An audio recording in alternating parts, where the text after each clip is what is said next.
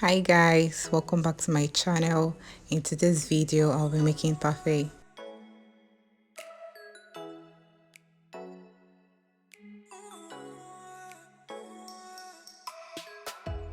I'll start by chopping up the fruits I'll use for the parfait.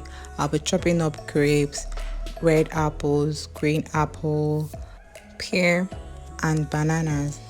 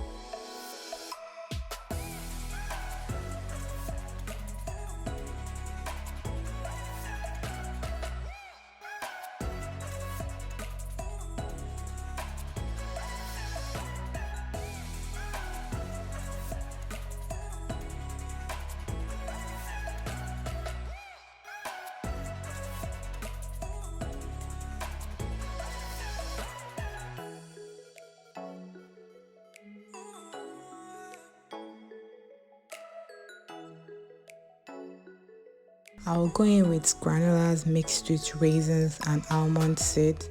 After that, I'll go in with my Greek yogurt for the granolas to soak up the Greek yogurt. Then I'll add the chopped fruits.